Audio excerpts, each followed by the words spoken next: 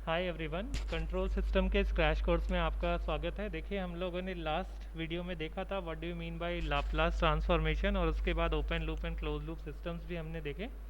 इस वीडियो में हम लोग देखने वाले हैं कि ट्रांसफ़र फंक्शन क्या होता है। ठीक है, ट्रांसफ़र फंक्शन मतलब क्या होता है। तो चलिए देखते हैं। The word is transfer function.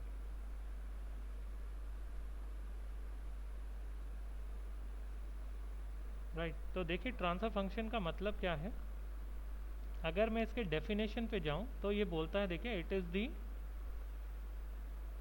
Ratio of Laplace transform. अब इस टर्म को आप जानते हैं ऑलरेडी, लाप्लास ट्रांसफॉर्म क्या होता है। ठीक है ना, Laplace transform of output to the Laplace transform of input.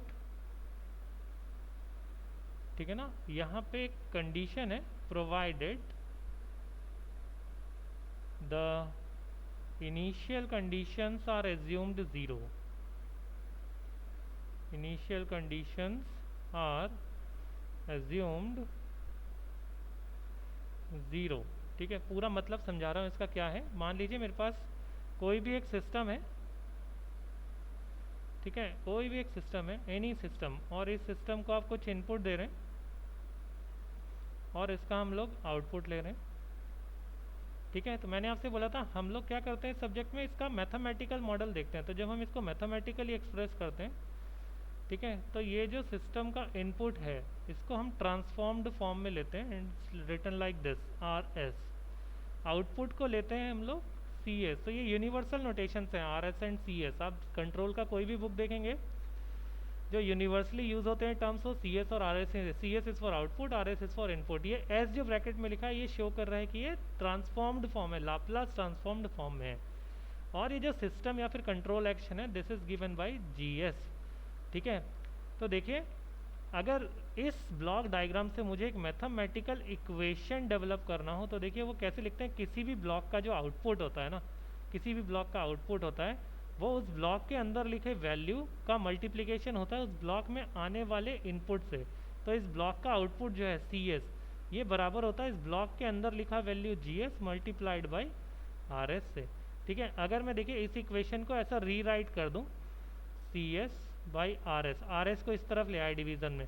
ठीक है, ये बराबर हो गया किसके, जी एस के। अब देख लीजिए यहाँ पर क्या है, लेफ्ट हैंड साइड जो है इसका वो क्या रिप्रेजेंट कर रहा है, C S upon R S. ये एक रेशियो है, किसका रेशियो है ये देख लीजिए। आउटपुट है सी एस आपका लाप्लास ट्रांसफॉर्म्ड फॉर्म, और इनपुट है आपका लाप्लास ट्रांसफॉर्म्ड फॉर्म। तो यही तो लिखा है ऊपर, ratio of Laplace transform of output to the Laplace transform of input. तो ये जो मैंने यहाँ पे निकाला है ना, यही आपका ट्रांसफर फंक्शन है। तो ट्रांसफर फंक्शन इस पर्टिकुलर ब्लॉक डायग्राम के लिए, जो कि C S by R S होता है हर केस में, हर केस में यही होगा ना, आउटपुट अपॉन इनपुट का रेशियो। इस पर्टिकुलर डायग्राम के लिए उसकी वैल्यू कितनी है, जी एस। ठीक है, ये हो गया लाप्लास ट्रांसफॉर्म का एक डेफिनेशन। राइट, अब यहाँ पर एक चीज़ लिखी है उसने, initial conditions are assumed zero. ठीक है, तो मान लीजिए मेरे पास कोई एक सर्किट है, उसमें कुछ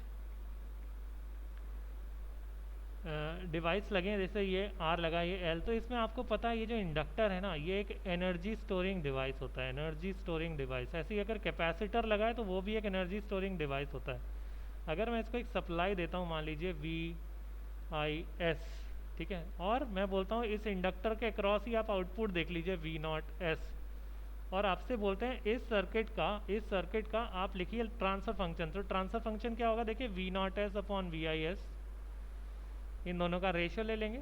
ठीक है ना, कैसे निकालेंगे, यहाँ पे करंट ले लेंगे आई एस, और फिर उस करंट से के वी एल इक्वेशन लिख लेंगे पहले, तो वी आई एस का एक इक्वेशन आ जाएगा, और एक आप ड्रॉप इसके क्रॉस ले लेंगे तो वो वी नॉट एस का इक्वेशन आ जाएगा।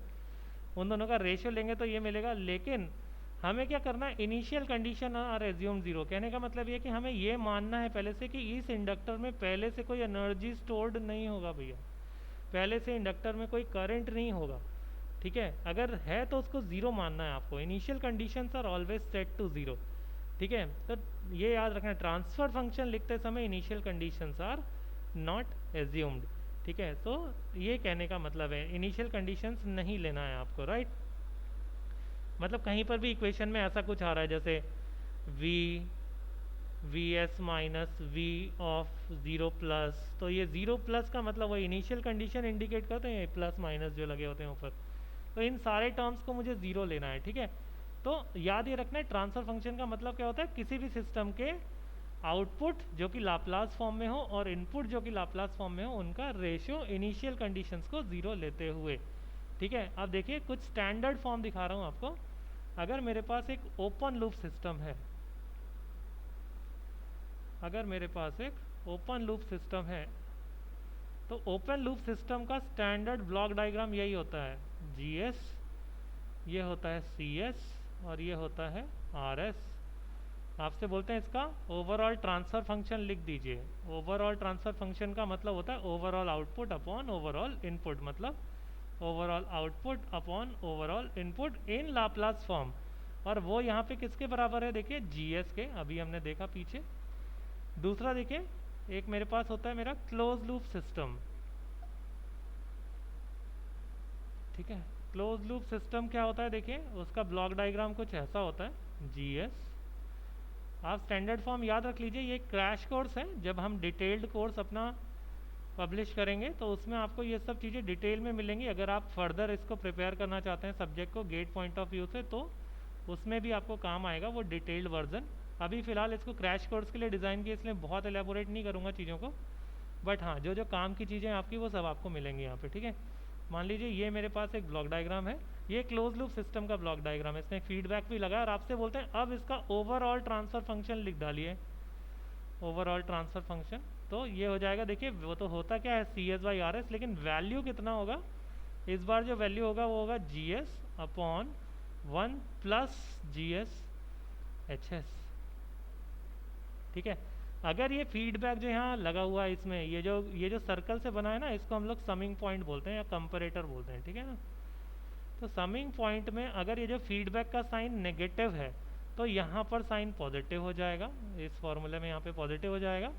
और अगर ये साइन पॉजिटिव होता तो यहाँ पर नीचे साइन नेगेटिव हो जाता। तो ये दो चीज़ें आपको बहुत इंपॉर्टेंटली याद रखनी है, ठीक है, कि एक क्लोज लूप जो सिस्टम होता है, उस क्लोज लूप सिस्टम का स्टैंडर्ड फॉर्म ये होता है, ठीक है ना। ओपन लूप सिस्टम का स्टैंडर्ड फॉर्म ये होता है। ओपन लूप सिस्टम में ओवरऑल ट्रांसफर फंक्शन किसी भी का वैल्यू ये आता है, क्लोज लूप का ये आता है। तो एक स्टैंडर्ड फॉर्म से आपको याद रखना, ये स्टैंडर्ड फॉर्म्स आपको काम आने वाले इस पूरे सब्जेक्ट में आ गए, ठीक है। तो यहाँ पे लिख दे रहा हूँ standard forms of transfer functions and block diagrams, standard forms of transfer functions and block diagrams of open loop and closed loop systems, right? So this is very important, you need to keep it in your mind always, ठीक है। तो ये हमने transfer function एक देखा introduction. Transfer function सभी systems का निकाला जा सकता है जिनका भी आपको मैथमेटिकल मॉडल बनाना है, भले वो इलेक्ट्रिकल सिस्टम हो, मैकेनिकल सिस्टम हो। तो अभी मैंने आपको जब कंट्रोल सिस्टम को 5 डिफरेंट पार्ट्स में क्लासीफाई किया था अपने फर्स्ट वीडियो में, उसमें जो पार्ट नंबर 1 मैंने लिखा था block diagram reduction, signal flow graph, masons gain formula, mechanical modelling, दुनिया भर के टॉपिक्स लिखे थे। ये सभी topics transfer function development techniques हैं, कैसे किसी गिवन सिस्टम का ट्रांसफर फंक्शन पर हम पहुंचते हैं, ये उस पर पहुंचने की सारी टेक्निक्स हैं, ठीक है। तो ये आपको याद रखनी है, और ये अभी हम सीखेंगे बारी बारी से अपने आने वाले वीडियोज़ में। तो अगर आपको वीडियो अच्छा लग रहा है, कुछ सीखने को मिल रहा है, तो फॉलो करिए, इन वीडियोस को ज़्यादा से ज़्यादा शेयर करिए, ताकि और भी बच्चे इसकी फ्रूटफुलनेस को ले पाएँ और उनके एग्जामिनेशन में उनको मदद मिले। जैसे ही हम ये first part of control system ख़त्म करेंगे, मैं तुरंत स्विच ऑन करूँगा ऑब्जेक्टिव क्वेश्चंस पे, और आपको कोरिलेट करके हर एक टॉपिक से बहुत सारे स्टैंडर्ड ऑब्जेक्टिव क्वेश्चंस सॉल्व करवाऊँगा। तब तक के लिए आप देखते रहिए वीडियोज़, और नेक्स्ट वीडियो में पढ़ते हैं फिर आगे का subject. Thank you so much.